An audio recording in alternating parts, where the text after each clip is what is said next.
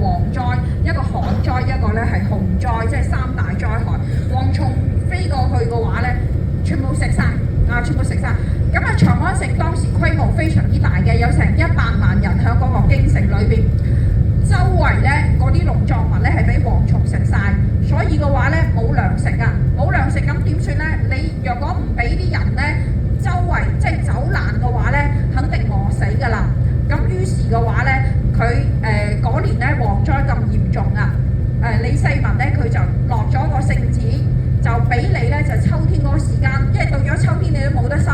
就俾你外出去乞食。佢講得好聽叫就食，外出去。就食係咩意思咧？你出去投親靠友，即係咧你有親朋戚友響其他地方有得食嘅，你就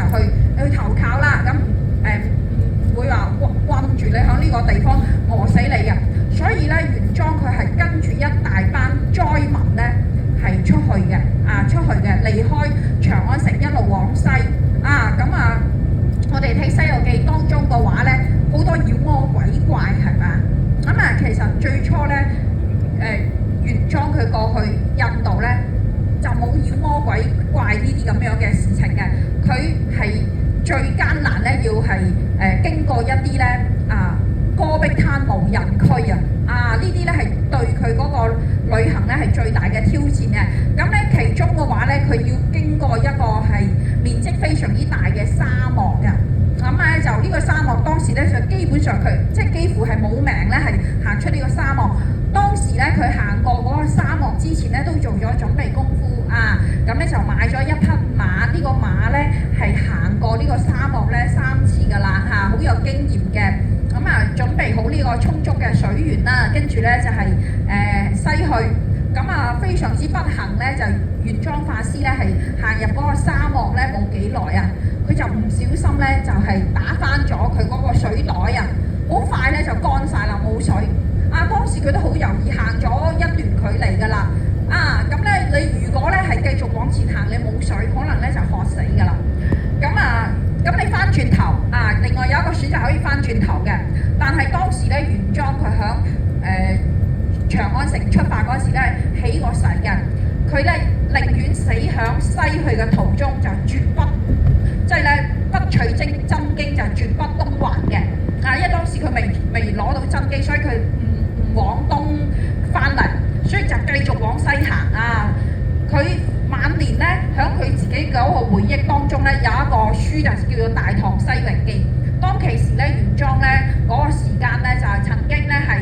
3日4晚一滴水都冇飲過，非常之誇張咁咧最後咧係嗰匹馬，即係咧好熟悉呢個地形，嗰匹老馬咧就帶佢去到一個綠洲嗰個位置嘅佢係經歷咁樣嘅一個即係非常之艱難嘅旅程咧，先去到印度佢喺印度咧，玄奘咧就係學習佛經咧17年嘅時間17年嘅時間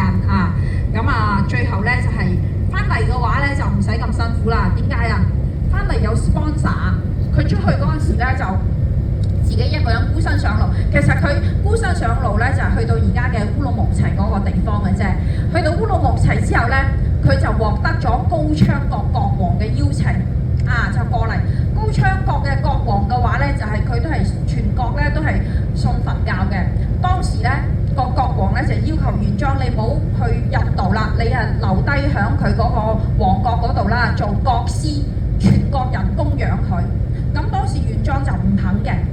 最後點算咧？玄奘就絕食餓咗7日咁咧就最後奄奄一息。呢個高昌國嘅國王咧眼見玄奘佢去印度嘅決心咧係即係非常之堅決，就唔肯留低嘅。如果你再係咁樣咧係餓佢嘅話，可能就餓死㗎啦。佢絕食嘛最後咧佢即係我哋《西遊記》當中咧就係同埋一個國王咧係結拜成兩兄弟嘅，唔係同李世民，即係唔係同大唐嘅國王咧係結拜嘅，係同埋高昌國嘅國王結拜，兩兄弟。之後咧就高昌國嘅國王咧就俾咗好多嘅馬匹好多嘅保鏢咁咧就係同埋咧俾咗個通關文牒俾佢，等佢咧就係去印度途中嘅話咧係得到其他地方國家，即係當時高昌國佢佢影響力咧好大嘅。有咗呢個通關文牒嘅話咧，就可以暢通無阻，好順利咁樣嚟到印度啦。咁同樣佢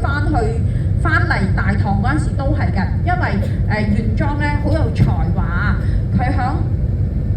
印度咧就係曾經參加咗一場咧關於佛經嘅辯論比賽咁當時呢個辯論比賽嘅話咧，玄奘一個人就同3000個辯手咧係參加呢個比賽辯論呢個佛經3000個人咧都唔夠玄奘一個人辯論嘅。最後咧玄奘咧經過咧半個月嘅時間係贏咗呢一個辯論比賽呢個比賽完咗之後咧，佢響印度嗰個明星咧就係好有影響力啦。當時咧印度就係同埋春秋時期我哋內地一樣咁樣，佢唔係一個統一嘅國家，即係好多個分散嘅諸侯國嘅。